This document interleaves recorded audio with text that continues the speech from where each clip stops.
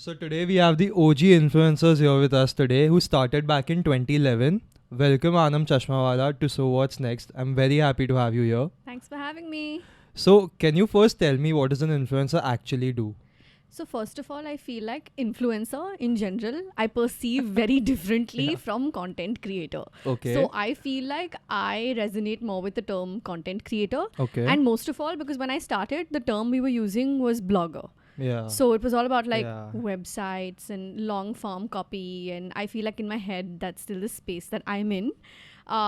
The way I perceive content creator differently from influencer is that I feel content creators are more about also creating a long form content, organic content.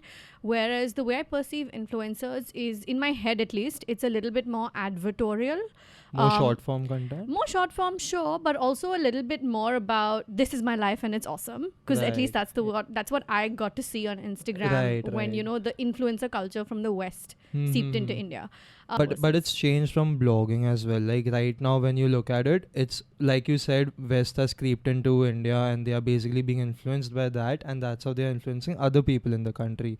Back when you had started, it was quite different, or it was quite difficult as well to seep through the Indian market. So like what was it like back then? I feel like even now, we're still far ahead than we were obviously when I started Yeah. out in, let's say, 2011, but we're still very, very like behind from where the West is in the influence space. Okay. Because if you look at the West, in general, the average, let's say, for example, follower base is just so different. You have the ratio of influencers, content creators that are in the millions are so much more. Whereas we're the ones with the bigger janta and the more Right. population. Yeah.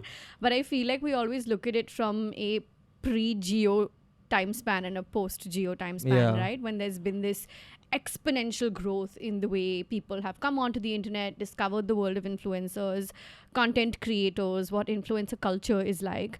So I feel like we have a very long way to go, A, in terms of just awareness at large. B, if you look at the West again, so many of them have already diversified into podcasts, let's say, Yeah. for example. Yeah. People like you and I are relatively newer to the realm. Then if you look at businesses, if you look at merch, if you look at people who have started to kind of diversify in different ways. Right, I know. I mean, 2011 was very different compared to if a person is starting right now in 2023. A lot of challenges. You were in the pre-Geo era. Everyone right now is in the post-Geo era. So for me, technically, influencer has been like for 7 years, the world in India. But you mentioned podcasts and different streams of income that people can earn through now. Like you created your own brand as well. Monetarily speaking, back when you had started, there were like I think relatively less streams of income through which an influencer could earn. Right now there are more.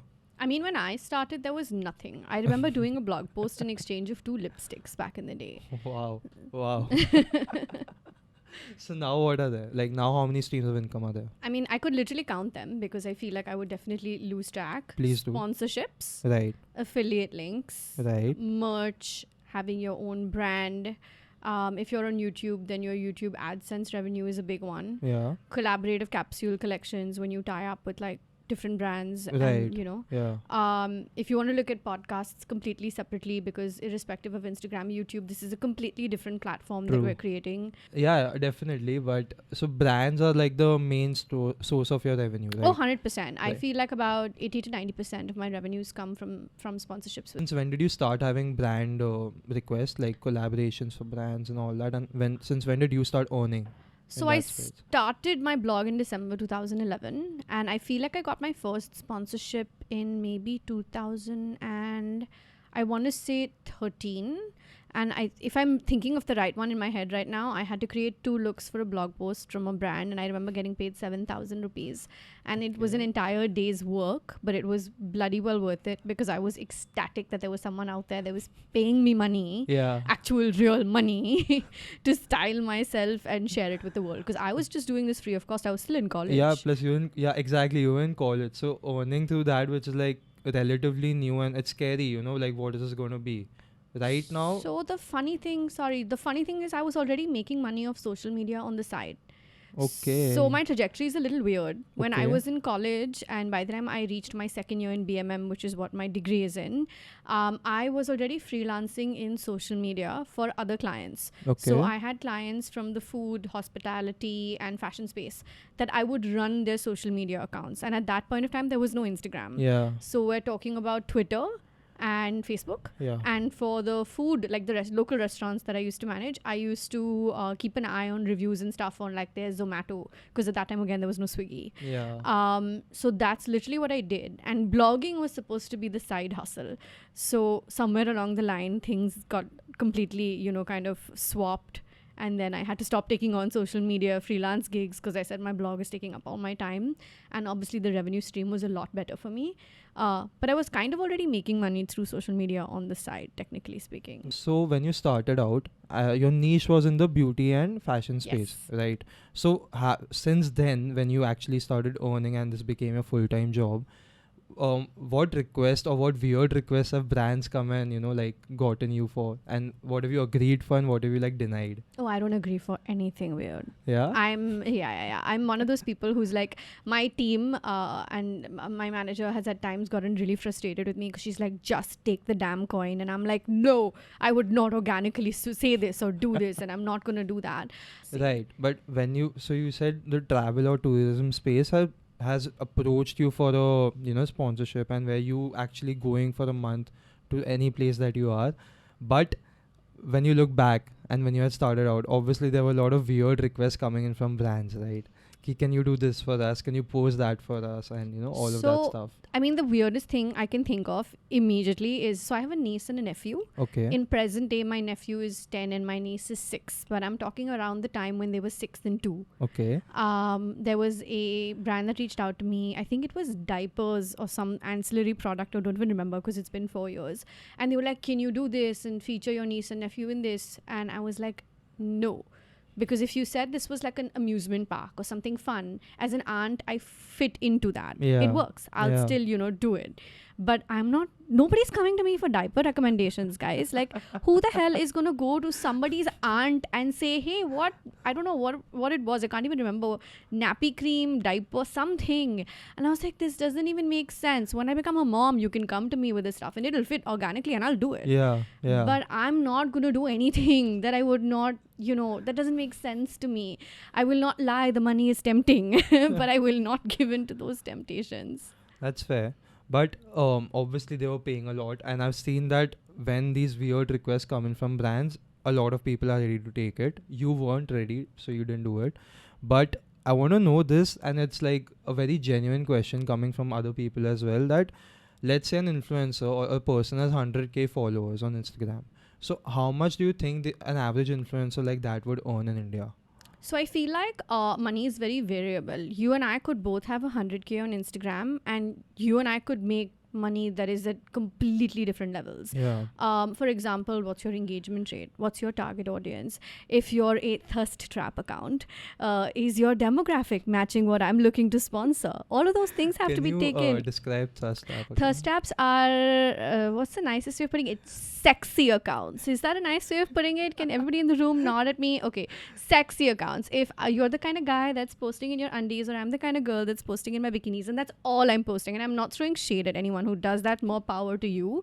I feel like but that's all the content you do. Obviously, a bank is not going to come to you with a home loan, campaign. Yeah. Duh. Right? So there has to be a fit. Demographic has to fit. Right. I'll give you the simplest example, actually, taking away the brand equation. If you look at YouTube AdSense, depending on what country your viewers are from, Okay. you will earn more or less than someone. So I'll give you an example. Yeah. If I'm sitting in India, I'm creating content in India. If I have someone watching my content from the US, UK, Europe, New Zealand, Australia, I will have a much higher CPM, which is your cost per 1,000 views, as opposed to if someone is watching my content from an India, Pakistan, Bangladesh, Sri Lanka. And the difference is, like, you got to Google the stats. It breaks my heart. Is a lot. Why is it like that though? I mean, it has to do with ad bids, ad spends, because brands bid for what they want to spend on per 1,000 views.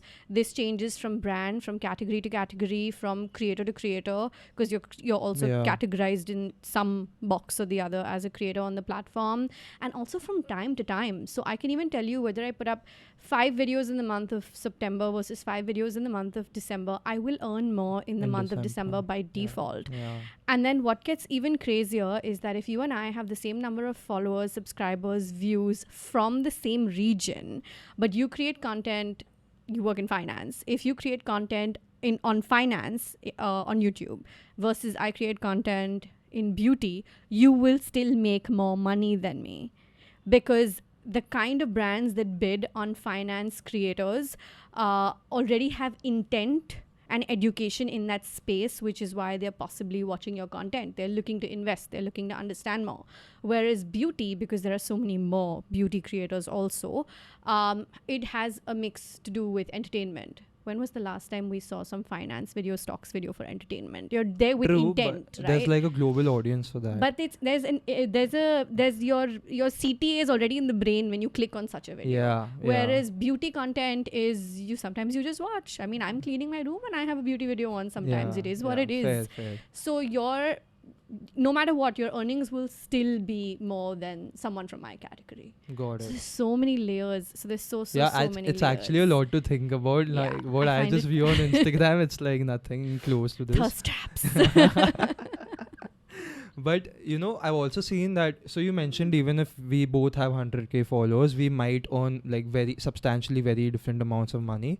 I've also seen that people with 50k followers, they have like a blue tick, but people with 500k also don't have a blue tick. So what is that about? I think the whole validation of blue tick is now gone. No, I don't know. We're sitting in April 2023 when you can buy blue ticks across platforms. Yeah. That in itself is like, who cares anymore?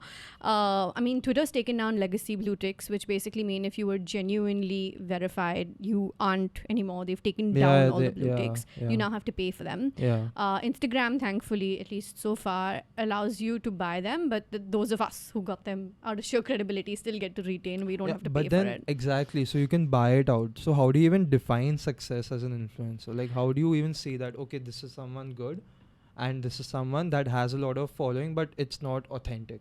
So I feel this is super subjective. Yeah. I feel like if you're in it for the business, your sense of success and your parameter for success might have to do with monetary growth, financial or follower growth, might have to do with how many brands you worked with or which brands are on your portfolio.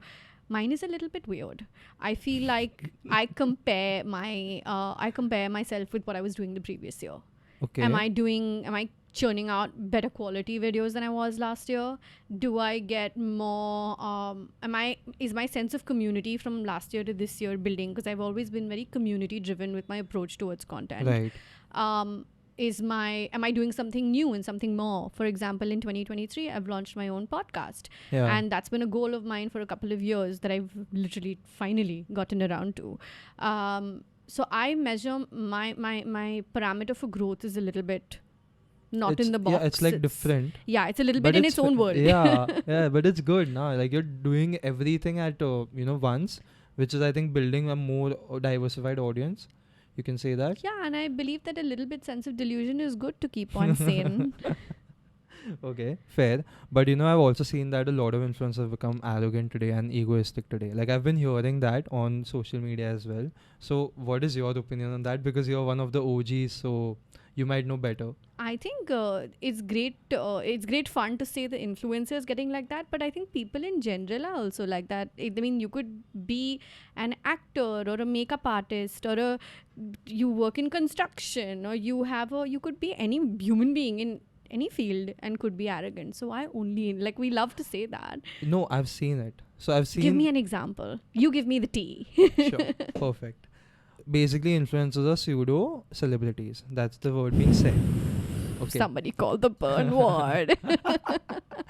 And with that, when brands are approaching them or with anybody approaching them for anything, they have a lot of arrogance in terms of how they are being perceived as or received as. Like, I won't do this, okay, I'll only do this and all of that. And while you do that for personal reasons and all, it's fair, but you don't throw attitude on that. So now that is being said with the people who have basically had it easier they compared to someone like you who has actually seen the entire wave and the revolution in this space. But people like who just basically started after COVID and they basically Got viral. yeah, exactly. I mean, no matter what field you're in, I feel like if you get that instant virality, that instant growth, that gratification comes so easy, it could be easier for it to get to your head. Again, I don't think this is subject only to the influencer space, right? The reason I'm saying that, I'm not saying there aren't any arrogant influencers, but I'm saying that it's just easier to call it out because we're the low-hanging fruit. What do you Like mean you by- said, what I mean by low-hanging fruit is, okay, so it's easier to shit on an influencer than it is to shit on a celebrity because True, their yeah. mass following is going to come at you on social media, True. whereas it's going to be a lot lesser if you're an influencer. Yeah. I think arrogant people in general, not okay. I think self-celebritifying in itself is not okay. I Yeah. actually have this conversation very often, whether it's with my team or when I was represented by a management, or don't have these discussions directly, or don't talk numbers. And I'm like, wait, why should I'm a business person. I've run my ship like a business for almost 12 years now. Yeah. And 2 years before that when I was in content as a freelancer. So Yeah. I've technically been in the space of content for about 14 years now. I say this example quite often. When we started out as creators, let's say, for example, if we were taking a Snapchat, let's look at Instagram story. Yeah. It was about, look at what I'm seeing, and you would pan at whatever you were trying to show the person. Yeah. The culture has now moved to a space where the camera is on me while I'm looking at it. It's like, it's all about Yeah. celebritifying oneself. Yeah. Do I always agree with it? I don't. But is that the way it is now? It is. And I alone can't do anything to change it. True, but What I can do Yeah. is be clear about my boundaries, my do's and my don'ts, what I will endorse and what I won't endorse. Be professional, make sure your commitments are met with, things are on time. And if I'm going to be a pseudo celebrity, I'm going to be a good one.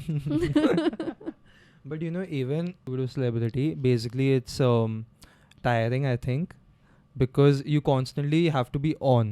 And Yeah. what I mean by that is basically wherever you go. Like for example, you're going on a trip next month, right? So even there you're basically working, and it might look like on Instagram or YouTube that you're not working, you're having fun, but that is actually work. Yeah. So can you tell me about the burnout issues that a lot of influencers have? I was reading this article last night that was about, are you burnt out or are you just plain exhausted? And I found myself hanging between those two. I was like, great, yahan pe bhi I'm not sure which category I'm going into. I think how on you choose to be is your call. How I Okay. feel like a lot of my peers have found the balance is that a lot of them focus on YouTube and Instagram is by the way for them. And a lot of them focus on Instagram and YouTube is by the way for them.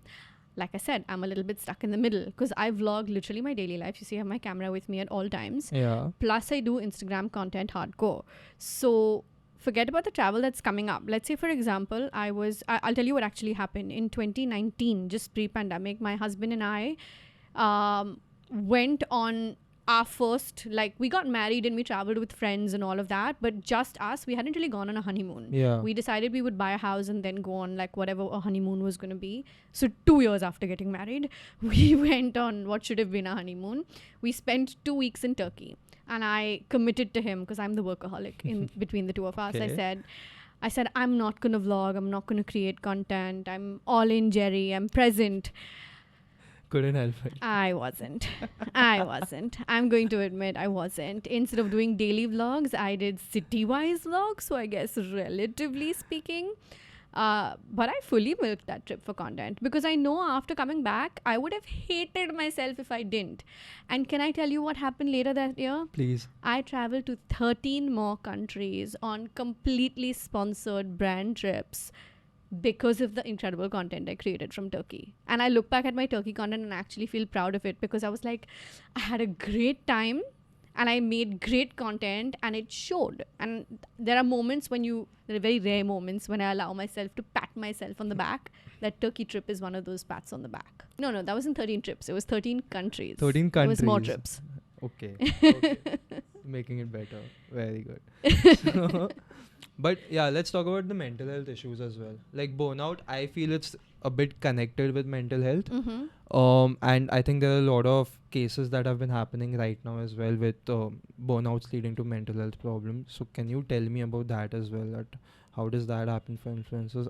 I mean, it's like any other person also, but I think y'all are always on the spotlight or something with Instagram and everything else. I feel like it's important to know when you're getting exhausted. I Hmm. think it's important to know when to say, okay, this is not stop, this is pause.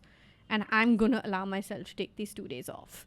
If it sounds so weird for me to say this out loud because Because pre-pandemic, you're a workaholic, right? So also how do you know that when to stop? pre-pandemic, Anam would not say this. Yeah. Mind Okay, you, yeah, I feel yeah. like the pandemic was, I feel privileged enough because I mean, in the pandemic, when there were obviously much worse things happening all around the globe, some of us had the opportunity to sit at home, and I completely acknowledge my privilege on that. And it was in that and during that period when I realized, oh my God, I need to learn how to hit pause when I absolutely need it. I've had health issues over the past few months, and if this was pre-pandemic Anam, she would have just worked through it. The fact that I took 10 days, well, mostly off, not fully off, because I was sitting and listening to my own podcast episodes and approving them while I was on bed rest. But that to me is a break. You get Yeah. what I'm saying? Like my Yeah. idea of break, you know how people want to get away and not work? My idea of a break is let me work, just put me in a different setup. Right. Like, yeah. give me my laptop, give me my camera, give me my makeup, make me sit on a beach and film a tutorial. I'm happy. I completely relate to that. Right? So it's important to know, for me, I can obviously only speak through my lived experience. For me to prevent that exhaustion or that potential burnout is to know, okay, this is where I need to hit pause. Okay, this is where I need to filter and say, this was not needed. I can avoid this event. I will sit at home. But I think skip it. that comes to you after you've worked through your 20s in this, and now you know what to do, what not to do. 100%. Right?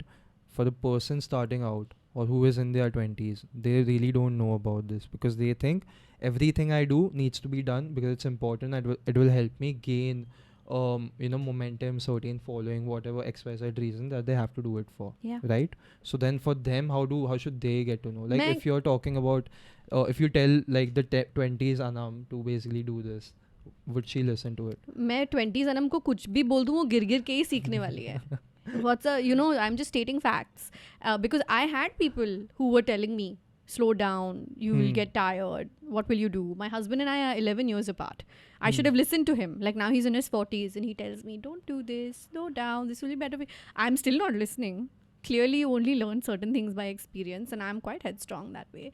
So 20s Anam wouldn't have learned shit from 30s Anam. Yeah. But I feel like everyone has their own reasons, right? Like I had my own thirst to prove myself. I knew that I had certain goals set. Like I knew that, okay, I want to buy that house at 26. I know I want to do this. I will not budge from my goals. And I have worked day and night to make that dream a reality 6 years ago. So I feel like everyone has their own journey. Like you and I can go through the exact same thing, but what led us there cannot be the same set of experiences. Right. And different things motivate different people. Fair. Like, Yeah. like for I you, what know. is just plain ambition, for me could be like a major fire up my ass to prove myself. The right way to put it is some people are materialistic. They want some things, so that's why they work for it, which is right. Some people just want to retire early. So they might not be materialistic, but they're just working so that they don't have to work after a certain point. And some people just like working. I think I belong to that third category. Yeah. I was thinking, which one am I?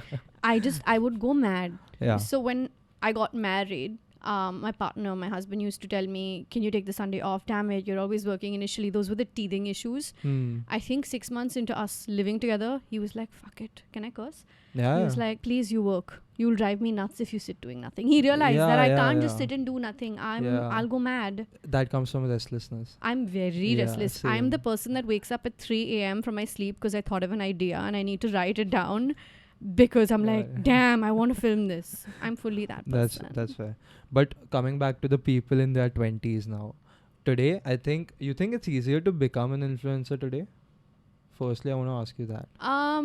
I feel like it's easier to become an influencer, but I think it's tougher to retain your position as an influencer, if that makes sense. That makes sense. You have given paths and paths to see and follow, But then how do you keep that going? Like, you will get that one viral video. How do you sustain and keep up on that pattern of growth? How do you not let it get to your head, like you mentioned earlier? How do you, okay, you've gotten that one viral moment. How do you sustain that into a business model, into constant content, into constant brand partnerships? I feel like while it's easier to get in, it's tougher to maintain. Right. So if I'm starting out as an influencer today or tomorrow, what are the things that I need to do in order to grow sustainably? I feel like focusing on your content is just it's the most prized possession of a creator should be their quality of content. But quality of content is there, but a lot of people, so right now being an influencer is very accepted. I think back then it was like not so popular, so people would have their doubts, what is this? Term hi nahi tha na, influencer. Exactly. So right now it's ki hai, we can earn, we know people are earning. But the main problem I see is that people can't find their niche. And if they've found their niche, there are like a lot of people already in the market for that. Let's take beauty and fashion for that matter. Like, how many people are there in that space? So let's say tomorrow a 21-year-old is coming into that space. What extra is she, or what value is she adding to that space that basically gets her that following? I have a slightly unpopular opinion on this. Yeah, please go ahead. Niches are overrated. Yeah? You want to do everything? Do everything. Just because I'm a beauty influencer, does that mean I don't know how to manage my money? I know how to manage my money. I bought that house at 26. I can talk about money. I'm not an expert, but I learned my way around it. Right? I'm a human being. I'm not a 1D cutout chart paper figure. Right. I'm a good traveler. I know how to travel, and I know how to be a traveler. I know how to be a local elsewhere. Can I give tips to my followers? I can. Just because I know beauty doesn't mean I don't know anything else. Yeah. I can be, well, I may be excellent at beauty and I may be decent at 5 other things, but I can still share what I'm decent at. True. I wouldn't come and tell you how to work out because I know nothing about that. I wouldn't come on and tell you what your nutritional intake should be because I'm not qualified for that. But experiences and what my life has been, I'd be more than happy to share. So I feel like niches are overrated. Are a little overrated. Okay, so now let's say a person wants to start out and as 21 and they don't have a niche, like they don't know what they're actually good at or what they're passionate about, but they know there's money in this. So then how do Which is how most of the people most of the exactly. See, there's nothing wrong in it. I feel like when you are doing something for a career, obviously you are going to see how lucrative it is from the financial standpoint. Never known anybody to get into a business knowing it was shit money. Everybody looks at that, right? Even when you're picking your major I got into finance for money. There you go, great money. So there's no shade in that. Absolutely. I do think that it's important to learn as you go. So my own example I'll give you. I've always had a very keen eye on where to shop from and how, like, my style is very elevated but basics. I'm not somebody who necessarily loves over the top with my outfits. And I remember when I was blogging, like long form blogging, I got picked up by a YouTube network to do content for their channel. So it wasn't my channel, the channel was theirs. I used to just get paid per video and it was like I was talent essentially, right? So the first time they asked me to film a smoky eye tutorial, metaphorically, I shat my pants because I was like, listen, I know my styling and I know how to explain the fashion side of things, but I'm not the best at beauty. And I still did it because I didn't have a choice. So in a way, thank God, at some point that channel shut down and they took down those set of videos because I would really cringe if I saw that today. But I got better at it. You keep trying and getting better. And today, if you ask me what I enjoy more, it's beauty. Beauty is my heart. I didn't realize that job that I kind of had on the side while I was blogging as a freelance YouTuber / talent brought me closer to what is my genuine true calling. Like, I don't enjoy anything in content as much as I enjoy beauty and travel. And now I only do fashion when I feel like. So it's like the tables have turned so much, but it takes you time to figure out, not just you get in thinking you love something, then you realize, no, wait, I like this more. Yeah. And then the other filter that, oh, wait, this is performing even better, because that's a big factor when you're a creator for a living. Even though if you're not enjoying that, but you still need to do it because people love that. Yeah. So like I didn't even know travel content would do as well as it did. But when I started traveling a lot in 2018, 2019, I was like, oh, wait, this is insane. Yeah. I remember putting down one of my friends who I had made a lot of my bookings through. I had put his email ID down in a couple of my videos because he's a friend, and we had set a few things up. And he came to me and said, dude, I got like, I think, I don't remember how many he said. I'll have to scroll really back on my WhatsApp chat, but he got a whole lot of international bookings through my reference, and like full-fledged holidays, so flights, holidays, itineraries, and that's great money for him. So I feel like, oh my god, I'm not just influencing people to do A, I'm also motivating you to do B, and I'm happy to be able to do that. So that's the thing, that if a person has interest in a lot of things, they try those things out, basically publishing content on those things, figure out their own way that what is working, what isn't working, and what are they enjoying and what aren't they enjoying. Right. And then basically go ahead with that. Also the filter of what's performing well. Engagement. Very important. Yeah, true. So that's fair. I want to ask you, what is next for you in terms of, like, I have seen this, that a lot of people want to basically create a personal brand, and then after creating a personal brand, they basically want to start their own business where they have at least one source of revenue that is confirmed through their followings or anyone, right? So, and it's not wrong. I think it's very legit and right to do so. But yeah, I want to ask, in terms of that, you already have your brand. You already are an influencer. So what after this? I don't know. I think that I come and go from the idea of go with the flow. For me, I love the idea of, doing YouTube, Instagram, having my podcast, having my brand.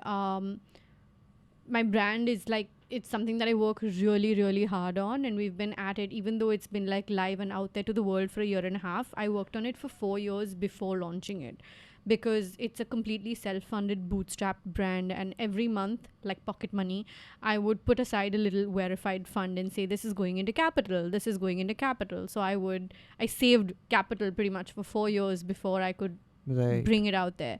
So I don't know what next. I'm very go with the flow at the moment. I feel like I want to focus a little bit more on I can't believe, again, I'm saying this, but I want to focus a little bit more on me for the next couple of years. That's because I've given so much of my life into what I do. I feel like now at 31 where I am is I want to focus a little bit more on me. So my content is more a reflection right now of things I truly enjoy. And sometimes even if it doesn't perform well, I don't feel bad about it, because I'm like, I like it, I would watch it, I'm enjoying it, and I'm kind of in that headspace right now. That's fair. I'm just curious about one thing though. Are you gonna ask me about money again? I want to ask you, are you earning more through your brand or through being an Influencer. Yeah. I actually haven't taken a rupee out of my brand. Even though my brand has made a good amount of money, I take back every rupee and put it back into R&D. I spend a lot on branding. We spend a lot on performance marketing. We want to make sure that I don't want to be one of the brands, and no shade to those that are, but like my strategy is to have a brand that outgrows me even. I want that to have its own presence, and I want the brand to be bigger than Aanam the creator, who is the founder. I want people to be able to recognize Wearified by itself. I was at a wedding a few months ago. I think it was like November, December 2022. And somebody who didn't know me as an influencer, as a guest of, nothing. Yeah. I saw her touching her lipstick up. It was a Wearified lipstick, which is from my brand. And I remember like turning away and having a little tear in my eye because she doesn't know me, but she's using my lipstick, and that makes me so happy. And then the bride introduced us. Oh. And I was like, yeah, that's my brand. And she was like, oh my God. And then I was at another event where that happened again with someone else. And that makes me happy. I don't care if you know me as Aanam the influencer. If you know my brand, Wearified, wearified.in, putting it out there. That's WEARIFIED. I'm happy. That's all I care about. To even go to a wedding and just some random person using a lipstick, I think I would be pretty happy it was my brand that was being used like that. And everyone would, to be honest. I think you answered most of the things right in terms of what is an influencer being like, how do basically people go about it, and everything around that. I just want to say I'm like very happy that you've basically answered those questions like that, and it was really helpful to most of the people that want to know this or will know this in the future. So thank you for being here today. Thanks for having me. Check out Aanam's podcast, The Real Deal with Aanam C, where she talks to creators and influencers about the future of the creator economy. You can listen to it on Spotify, Apple Podcasts, Binge Pods, or wherever you listen to your podcasts.